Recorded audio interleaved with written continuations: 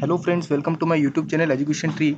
और special dose की series को कंटिन्यू करते हुए आज उसमें एक और नया वीडियो लेके आए हैं जो रिलेटेड है जीएसटी से। जीएसटी एक ऐसा टॉपिक है जो एग्ज़ाम के लिए और बेसिक नॉलेज के लिए इम्पोर्टेंट है, क्योंकि हम जो भी आइटम परचेज करते हैं शॉप से या कहीं से भी, तो उसमें जीएसटी लगता है। तो हमें ये पता होना चाहिए कि एक्चुअल में वो जीएसटी एप्लीकेबल है या नहीं। और भी इससे जुड़े हुए इंपॉर्टेंट फैक्ट्स इस वीडियो में कवर करेंगे। इन सभी फैक्ट्स को सिंपल मेथड से कवर करने की कोशिश की है। तो चलते हैं फ्रेंड्स जीएसटी वीडियो की ओर। तो फ्रेंड्स, इस वीडियो में हमारे कंटेंट्स क्या रहेंगे। सबसे पहले tax and tax system. Tax क्या है और टैक्स सिस्टम जो कि जीएसटी के आने से पहले था, उस टैक्स सिस्टम को हम समझेंगे। उसके बाद जीएसटी, जीएसटी क्या है और जीएसटी एक्चुअल में काम कैसे करती है। उसके बाद हम पढ़ेंगे type of GST, benefits and losses of GST, इससे लाभ क्या है, नुकसान क्या क्या है। जीएसटी रेट्स, क्योंकि अलग अलग जीएसटी रेट्स हैं और एक टैक्स स्लैब है जीएसटी का, तो उसके बारे में पढ़ेंगे। और थोड़ा सा ब्रीफ नॉलेज जो एग्जाम्स में इंपॉर्टेंट रखता है, जीएसटी हिस्ट्री एंड काउंसिल, तो उसको भी हम यहाँ पे कवर करेंगे। और उसके बाद इनसे सबसे जुड़े इंपॉर्टेंट क्वेश्चन जो कि काफ़ी इंपॉर्टेंट है। तो फ्रेंड्स, इस वीडियो को पूरा जरूर देखिएगा, क्योंकि इसमें हमने काफ़ी सिंपल एग्जाम्पल लिए हैं। उससे आपको पता चलेगा कि जीएसटी एक्चुअल में काम कैसे करती है और जीएसटी है क्या। तो फ्रेंड, चलते हैं हम सीधा टैक्स सिस्टम की ओर। पहले का टैक्स सिस्टम कैसा था? पहले दो तरीके के टैक्स लगते थे। कौन कौन से? Services tax and trading tax.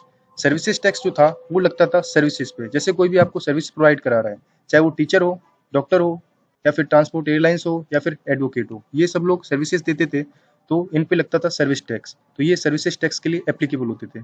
Trading tax वहाँ आता था, जैसे कोई बिजनेस है, तो कोई आइटम प्रोडक्शन हो रहा है वहाँ पे, तो उस पर लगता था सीएसटी, फिर वैल्यू एडिशन टैक्स, फिर एंटी टैक्स।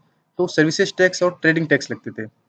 बहुत सारे टैक्सेस थे पहले टैक्स सिस्टम में, क्योंकि जो आइटम है वो पहले कच्चे माल में होता है, फिर उसका प्रोडक्शन होता है, तो उस पे प्रोडक्शन पे भी वैट लगता है। प्रोडक्शन के बाद रिटेलर के पास जाता है, पैकिंग होता है, पैकिंग पे भी उस पे टैक्स लगता है, वैट लगता है। उसके बाद जो है उपभोक्ता के पास जाता है। तो ऐसे ही बहुत इनडायरेक्ट टैक्सेस थे। फ्रेंड्स, यहाँ पे लिखा है इनडायरेक्ट टैक्सेस। तो टैक्स दो तरीके के होते हैं, एक इनडायरेक्ट टैक्स और दूसरा डायरेक्ट टैक्स। डायरेक्ट टैक्स वो होता है जो हम डायरेक्ट गवर्नमेंट को पे करते हैं, जैसे कि हमारी इनकम पे आने वाला टैक्स, वो होता है डायरेक्ट। इनकम टैक्स जो होता है वो हम डायरेक्ट गवर्नमेंट के अकाउंट में क्रेडिट करते हैं, वो आता है डायरेक्ट टैक्स में। इनडायरेक्ट टैक्स वो होता है जो हम डायरेक्ट गवर्नमेंट को तो नहीं देते हैं, लेकिन हम दुकानदार या किसी और कंपनी को देते हैं, तो वो इनडायरेक्टली टैक्स हो गया।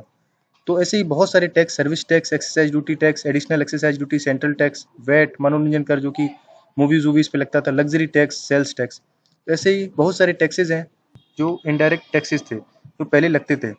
अब हुआ क्या, इन सभी ऐसे 17 इनडायरेक्ट टैक्सेस और 23 सेस टैक्सेस को मिला के एक नया सिस्टम बनाया गया और उस टैक्स का नाम रखा जीएसटी। जीएसटी जो है इनका रिप्लेसमेंट है। 17 indirect tax and 23 cess tax हैं, उनको मिला के जीएसटी बनाया। तो फ्रेंड्स, चलते हैं जीएसटी की ओर। जीएसटी क्या है? जीएसटी जो है गुड्स एंड सर्विस टैक्स, वस्तु एवं सेवा कर। कई बार एग्जाम में क्वेश्चन पूछा जाता है, इसकी फुल फॉर्म पूछी जा सकती है। अब जीएसटी है क्या? जीएसटी जो एक बहुस्तरीय टैक्स है, मतलब कि बहुत सारे स्तरों पे लगने वाला टैक्स। हालांकि देना तो हमें इसमें सबसे लास्ट में होता है, लेकिन काफ़ी स्टेजेस में ये टैक्स लगता है। ये एक अप्रत्यक्ष कर है। अप्रत्यक्ष, जैसा कि मैंने पीछे बताया था, इनडायरेक्ट टैक्स और डायरेक्ट टैक्स। डायरेक्ट टैक्स जो हम गवर्नमेंट को डायरेक्ट पे करते हैं, वो डायरेक्ट टैक्स होता है, जैसे कि इनकम पे लगने वाला टैक्स। और जो इनडायरेक्ट टैक्स है वो हम डायरेक्टली गवर्नमेंट को नहीं देते हैं, बल्कि किसी और के थ्रू हम देते हैं, बाद में वो टैक्स गवर्नमेंट को पहुंच जाता है। ये एक गंतव्य आधारित टैक्स है, मतलब कि सबसे लास्ट में डेस्टिनेशन टैक्स है। इसको मैं आगे कवर करूँ। अब फ्रेंड्स, सवाल ये आता है कि जीएसटी काम कैसे करता है। तो जीएसटी को समझने के लिए मैंने यहाँ पे कुछ सिंपल सा एग्जांपल लिया है। तो पहले हम ओल्ड टैक्स को समझेंगे कि ओल्ड टैक्स सिस्टम था वो कैसे काम करता था, उसके बाद जीएसटी सिस्टम को हम समझेंगे। तो मान लीजिए यहाँ पे मैंने एक टेबल बना रखी है, थोड़ा सा यहाँ पे हमें कैलकुलेशन करनी पड़ेगी, थोड़ा सा हमें ध्यान लगाना पड़ेगा यहाँ पे। पहले जो है माल का प्रोडक्शन कैसे होता है, कोई भी आइटम है उसकी फॉर्मेशन स्टार्ट कहाँ से होती है। तो सबसे पहले वो कच्चे माल का एक रूप होता है। कच्चे माल के बाद उसमें कुछ प्रोडक्ट किया जाता है, उसमें उत्पाद किया जाता है, उसको कुछ ऐसा बनाया जाता है, फिर उसका उत्पादन होता है, उसके बाद उसका पैकिंग होता है, और उसके बाद वो है आइटम जो है मार्केट में आता है। बहुत सारे स्टेजेस से होकर जो आइटम जो है मार्केट तक पहुंचता है। इन्हीं स्टेजों में लगने वाले टैक्स को हम यहाँ पे कवर करेंगे। पहले क्या होता था, जैसे मान लो हम बिस्किट का यहाँ पे एग्जाम्पल ले रहे हैं, तो बिस्किट का कच्चा माल जो है आटा है। आटा का खरीद अगर 100 रुपये है, तो किसान का जो आटा का खरीद है वो 100 रुपये है, तो उसकी जो लागत है वो 100 रुपये है। अब किसान अगर अपना उस आटे को बिस्किट बनाने के लिए आगे किसी कंपनी को बेचता है या प्रोडक्शन मिल को बेचता है, तो उसको गवर्नमेंट को 10% टैक्स देना पड़ेगा। तो 100 का जो 10% टैक्स होगा वो 10 हो जाएगा। तो टोटल जो उसकी लागत हो जाएगी वो कितनी हो जाएगी, 110 रुपए। 110 रुपए ये वो रुपए हैं जो प्रोडक्शन मिल उससे ले रही है इस दाम में। तो अब बात करें उत्पादन की, तो मान लीजिए उत्पादन से पहले जो उत्पादन कंपनी है उसने 110 रुपए में किसान से बिस्किट का आटा खरीदा। अब प्रोडक्शन कंपनी इस बिस्किट को बनाएगी, प्रोडक्ट करेगी और इसको शेप देगी। मान लीजिए उसकी प्रोडक्शन में जो खर्चा है वो 40 रुपए आता है। प्रोडक्शन कंपनी से निकलते निकलते इस बिस्किट का खर्चा कितना हो जाता है, 110 प्लस 40 150 रुपए। अब बिस्किट बनाने के बाद ये प्रोडक्शन कंपनी इस माल को पैकिंग के लिए भेजेगी। तो इस 150 पे गवर्नमेंट 10% टैक्स लगाएगी, तो 10% टैक्स हो जाएगा 150 का 15 रुपए। तो अब जब यहाँ से ये आइटम माल निकलेगा तो इसका जो दाम होगा वो होगा 165 रुपए। तो आगे कोई भी पैकिंग कंपनी होगी वो खरीदेगी तो इस माल की कीमत होगी 165 रुपए। मतलब कि आगे जो पैकिंग कंपनी है उसके लिए जो इस माल का क्रय मूल्य रहेगा वो रहेगा 165 रुपीज़। मान लीजिए पैकिंग में लेबल लगाने में उस पैकिंग कंपनी को 30 रुपए का खर्चा आया। अब इस बिस्किट का जो है मूल्य कितना हो गया, 165 और 30 195 हो गया। अब इस पे गवर्नमेंट टैक्स लेगी, कितना लेगी, 19.5। अब इस पैकिंग कंपनी से निकलते निकलते इस बिस्किट का जो रेट है वो कितना हो जाएगा, 214.5। फ्रेंड्स हम यहाँ पे एक चीज़ देखें, अगर देखा जाए टोटल एक्चुअल वैल्यू है जो उस बिस्किट की वो कितनी है, वो है 100, 40 और 30। अगर इन तीनों को जोड़ें तो आता है 170। अगर हम बात करें कि टैक्स पे करने के बाद उस आइटम की कीमत कितनी हुई है, तो उस आइटम की कीमत हुई है 110, 165, 214। ये अलग अलग स्टेजेस में यहाँ पे हमें टैक्स देना पड़ा है। तो उस आइटम की कीमत हो गई है 214 रुपये। तो उसका जो ओरिजिनल मूल्य था वो था 170, लेकिन हमने टैक्स दिया है 214.5। ये था पुराना ओल्ड सिस्टम टैक्स का।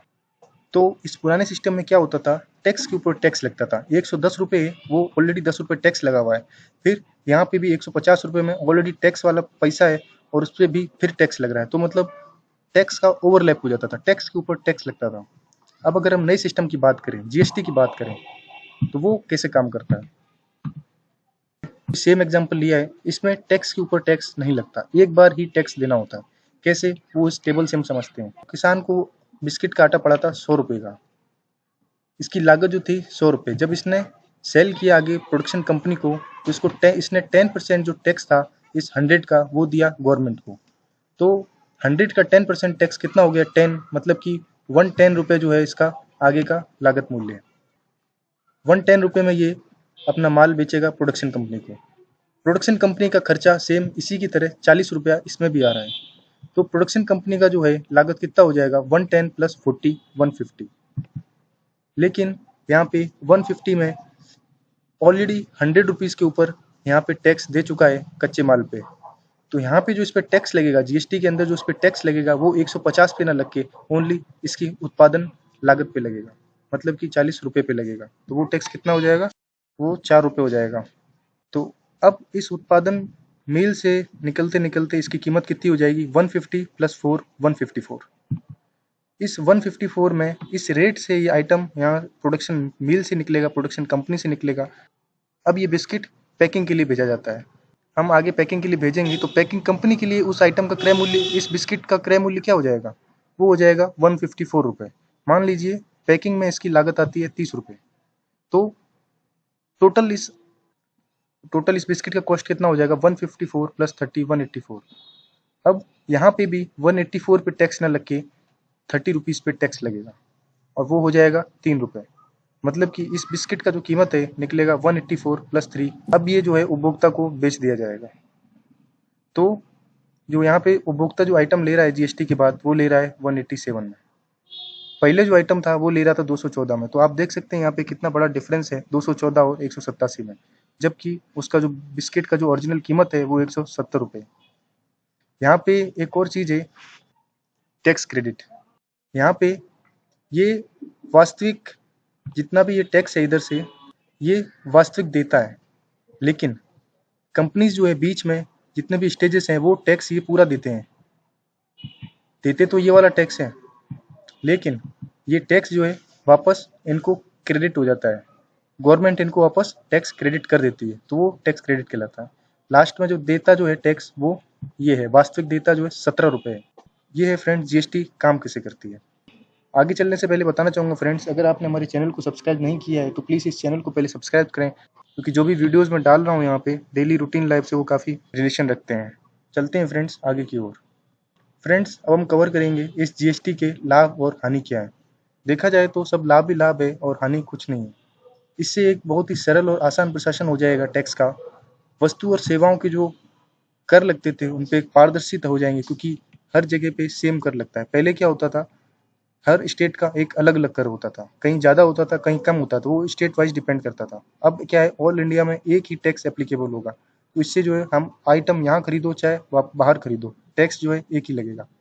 जो राजस्व है, राजस्व कर, उसमें भी बढ़ावा मिलेगा। पहले जो है टैक्स कलेक्ट नहीं हो पाता था, बता रहा हूँ ऑलरेडी, अलग-अलग स्टेट्स में कम ज़्यादा होता था। अब जो है एक उसका एवरेज निकाल दिया गया, तो राजस्व जो है कर, उसमें भी बढ़ावा मिलेगा। टैक्स चोरी के चांसेस हैं वो बहुत कम हो जाएंगे और प्रतिस्पर्धा में भी सुधार होगा।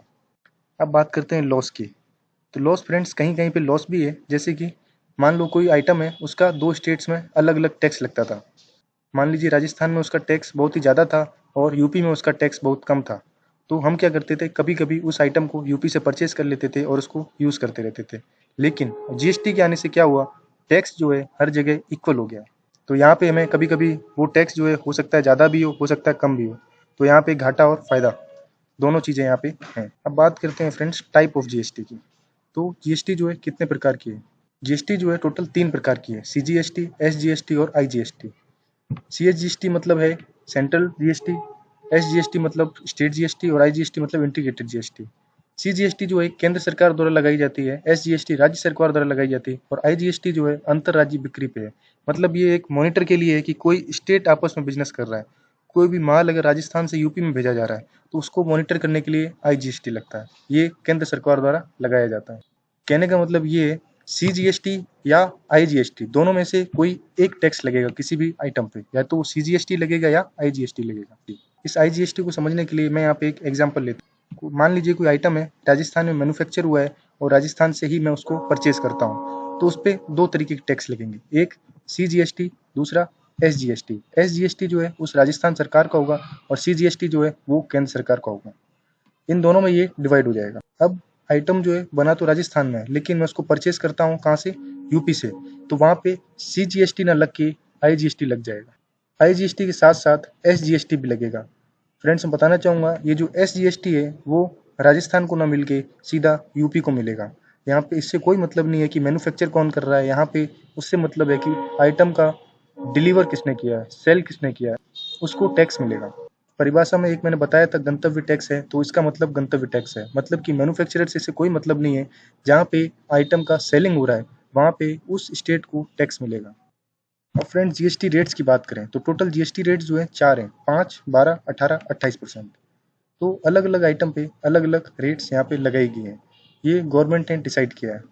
कुछ आइटम ऐसे भी हैं जिनको 0% जीएसटी रेट में रखा गया है, जैसे कि डेली यूज़ में आने वाले सामान हैं, जैसे दूध है, दही है, लस्सी है, शहद है, फल है, सब्जी है, मीट है, मछली, चिकन, अंडा, ब्रेड, बिंदी, सिंदूर, पेट्रोल, इलेक्ट्रिसिटी, स्टाम्प है, समाचार पत्र है। इन वस्तुओं पे जीएसटी नहीं लगती। किस जीएसटी रेट में कौन कौन से आइटम आते हैं, तो जैसे शूज़ हो गया, ट्रेन हो गई, चाय हो गई और छोटे मोटे रेस्टोरेंट हो गए, तो वो 5% पाएंगे। बात करें 12 और 18% की, तो टीवी हो गई, पर्स हो गया, मोबाइल हो गया या औषधि हो गई, आयुर्वेदिक दवाइयाँ हो गई, वो 12 और 18% पाएंगी। 28% की बात करें तो कॉस्टली आइटम जैसे हैं, जो ब्रांडेड जींसेज हैं, टेलीफोन्स हैं, बड़े बड़े होटल्स हैं, तो वो 28% पाएंगे। कार हैं वो भी 28% पाएंगे। फ्रेंड्स कोई कोई आइटम ऐसे भी हैं जिन पे जीएसटी के अलावा सेस भी लगेगा, जैसे कि लग्जरी एवं महंगे सामान। तो लग्जरी आइटम जो है उन पे जीएसटी के साथ साथ सेस भी लगेगा। फ्रेंड्स जीएसटी जो है एक आम आदमी के लिए बहुत ही अच्छा टैक्स है। जो भी उसके डेली में काम आने वाली चीज़ें थी उस पे जीएसटी नहीं लग रहा है, और जिस पे लग रहा है वो भी बहुत कम लग रहा है। पहले क्या होता था, टैक्स जो होता था वो 40 से 50% तक पहुंच जाता था, लेकिन जीएसटी जो है मैक्सिमम 28% जाता है नॉर्मल आइटम्स पे। अगर हम बात करें लग्जरी और महंगे सामान की, तो जीएसटी जो है 28% मैक्सिमम प्लस कुछ सेस 10 से 15%, तो मतलब मैक्सिमम जो 40 से 43% तक पहुंच जाता है। अब सरकार के अनुसार जो आइटम्स यहाँ पे इंक्लूड किए गए हैं जीएसटी लिस्ट के अंदर, तो उसमें से 81% जो आइटम्स हैं उनको 18% की जीएसटी रेट में रखा गया है। बहुत ही अच्छे से याद कर सकते हो, 81 इसका सीधा उल्टा कर देना है 18, इन डिजिट को उल्टा कर देना तो आपको डेटा यहाँ पे याद रहेगा। बात करते हैं जीएसटी स्लैब की। तो जीएसटी स्लैब क्या है? तो जिनकी वार्षिक टर्नओवर जो 20 लाख से कम है, जिनकी वार्षिक बिक्री, तो उनको इस जीएसटी से छूट दी गई है। मतलब जिनका जो वार्षिक बिक्री है 20 लाख से ज़्यादा है, वो ही जीएसटी पे करेंगे। फ्रेंड्स, अब बात कर लेते हैं थोड़ी जीएसटी काउंसिल की। तो जीएसटी बनाने के लिए जीएसटी काउंसिल का गठन करना पड़ा। तो उस काउंसिल का गठन जो है, स्थापना जो है, हुई 12 सितंबर 2016 को। तो जैसा कि हम जानते हैं, अगर संविधान में कहीं न कहीं उसको संशोधन करना पड़ेगा, तभी जीएसटी को हम बना सकते हैं, उसको यहाँ पे लेके ऑपरेशन में लेके आ सकते हैं। तो जीएसटी काउंसिल जो था, उसको संविधान में अनुच्छेद 279 ए में रखा गया। तो काउंसिल में टोटल 33 सदस्य थे, जिसके जो चेयरमैन था काउंसिल का, वो फाइनेंस मिनिस्टर ऑफ इंडिया है। फाइनेंस मिनिस्टर ऑफ इंडिया के बाद इसमें केंद्रीय राज्य मंत्री और राज्यों के वित्त मंत्री भी इस काउंसिल में आते हैं। अब बात कर लेते हैं थोड़ी जीएसटी की हिस्ट्री की और कुछ इससे जुड़े हुए इंपॉर्टेंट फैक्ट्स। तो सबसे पहले जीएसटी लागू करने का सुझाव किसने दिया? विजय केलकर ने। कई बार क्वेश्चन पूछा जा सकता है। सबसे पहले जीएसटी लागू करने का सुझाव विजय केलकर समिति ने दिया। अब जीएसटी को लागू करना है तो इसके लिए संविधान में संशोधन करना है। जैसा कि हम जानते हैं, अगर संविधान में संशोधन करना है तो उसके लिए एक बिल बनाना पड़ता है और उस बिल को लोकसभा, राज्यसभा और राष्ट्रपति द्वारा पास होना जरूरी है, तभी संविधान में संशोधन हो सकता है। तो इस जीएसटी के बिल को पास करने के लिए संशोधन बिल बना, वो था 122वां संविधान संशोधन बिल। इस संविधान संशोधन बिल को लोकसभा ने 3 अगस्त 2016 को पास किया। राज्यसभा में ये बिल 8 अगस्त 2016 को पास हुआ। इसके बाद राष्ट्रपति द्वारा ये बिल 8 सितंबर 2016 को पास हो गया। इसके बाद जब ये बिल हर जगह से पास हो गया तो संविधान में संशोधन हुआ। कौन सा संशोधन था वो संशोधन था 101वां 101वां संशोधन था, वो था जीएसटी से रिलेटेड। तो फ्रेंड्स, याद रखिए, कई बार एग्जाम्स में ये पूछा जा सकता है, पूछा भी जाता है। बहुत ही ज़्यादा इंपॉर्टेंट है ये संशोधन और संशोधन बिल के बारे में। यहाँ पे जैसे 101 है और 122 है, तो 122 ज़्यादा है, मतलब कि संशोधन बिल तो कई बने, लेकिन उसमें से जो पास हुए वो ओनली 101 ही है। चलते हैं फ्रेंड्स आगे की ओर। तो जीएसटी जो है 101 का संशोधन हो गया। उसके बाद 1 जुलाई 2017 से इस जीएसटी को पूर्ण रूप से लागू कर दिया गया। यहाँ पे बताना चाहूँगा कि करीब विश्व में 150 कंट्री ऐसी है जहाँ पे जीएसटी सिस्टम है। तो जीएसटी लागू करने वाला जो पहला देश था वो कौन सा था? फ्रांस था। और जीएसटी बिल पास करने वाला भारत का पहला राज्य था, वो कौन? असम था। इसने सबसे पहले हाँ भरी थी कि हाँ जीएसटी सही है। और जीएसटी लागू करने वाला अंतिम राज्य था वो जम्मू कश्मीर था। जम्मू कश्मीर में 1 जुलाई 2017 को जीएसटी लागू नहीं हुआ था, उसके बाद ही यहाँ पे जीएसटी लागू हुआ था। अब यहाँ पे वार्षिक टर्नओवर, मतलब कि वार्षिक टर्नओवर अगर आपका जीएसटी स्लैब में आता है, मतलब कि अगर आपकी वार्षिक बिक्री है वो 20 लाख से ज़्यादा है, तो आपको जीएसटी पंजीकरण करना अनिवार्य है। जो पंजीकरण नंबर होता है, रजिस्ट्रेशन नंबर होता है जीएसटी का, वो 15 डिजिट्स का होता है। कई बार एग्जाम्स में ये भी पूछा जा सकता है कि जैसे आधार कार्ड जो 12 डिजिट का होता है, उसी तरीके से रजिस्ट्रेशन नंबर है जीएसटी का, वो कितने डिजिट का होता है। तो बहुत सारे इंपॉर्टेंट फैक्ट्स हैं फ्रेंड्स जो एग्जाम में पूछे जा सकते हैं, उन सबको मैंने यहाँ पे मैक्सिमम कवर करने की कोशिश की है। चलते हैं फ्रेंड्स अब इंपॉर्टेंट क्वेश्चंस की ओर, जो मेरे को लगता है कि एग्जाम में पूछे जा सकते हैं। सबसे पहला क्वेश्चन जो है वो है, भारत में जीएसटी कब लागू किया गया? तो वो डेट आपको बतानी है जब भारत में जीएसटी पूर्ण रूप से लागू कर दिया गया। इसके बाद जो है क्वेश्चन नंबर 2 जो लिया है मैंने, वो है जीएसटी लागू करने का सुझाव सबसे पहले किस समिति ने दिया? तो वो समिति आपको बतानी है जिसने जीएसटी लागू करने का सुझाव दिया। संविधान के किस संशोधन में जीएसटी को जोड़ा गया? पहले ही बता दिया, बहुत ही मोस्ट इंपोर्टेंट क्वेश्चन है कि संविधान के किस संशोधन में जीएसटी को जोड़ा गया और संविधान का जो संशोधन बिल था वो कौन सा था। चौथा क्वेश्चन जो लिया है, जीएसटी को कुल कितने रेट्स में डिवाइड किया गया है?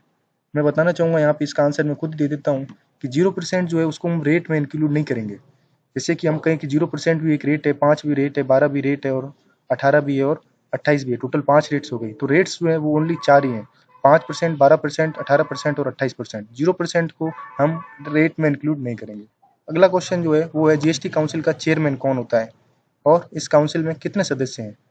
तो इसका आंसर आपको देना है। फ्रेंड्स, इसी के साथ ये जीएसटी का टॉपिक मैंने यहाँ पे कवर किया है और काफ़ी अच्छे से समझाने की कोशिश की है। अगर आपको ये वीडियो अच्छा लगा हो तो प्लीज़ इस वीडियो को लाइक करें और ज़्यादा से ज़्यादा शेयर करें। फ्रेंड्स, यहाँ पे मैं एक बार फिर बताना चाहूँगा, अगर आपने हमारे इस चैनल को अभी तक सब्सक्राइब नहीं किया है तो प्लीज़ इस चैनल को पहले सब्सक्राइब कर लें, ताकि जो यहाँ पे वीडियो मैं डेली डाल रहा हूँ उन वीडियो से आप जुड़े रहें, उन वीडियोज़ को आप कंटिन्यू देखते रहें। यहाँ पे जो भी वीडियोज़ डाल रहा हूँ मैं सिर्फ एग्जाम्स के लिए नहीं डाल रहा हूँ, एक बेसिक नॉलेज लेने के लिए भी डाल रहा हूँ।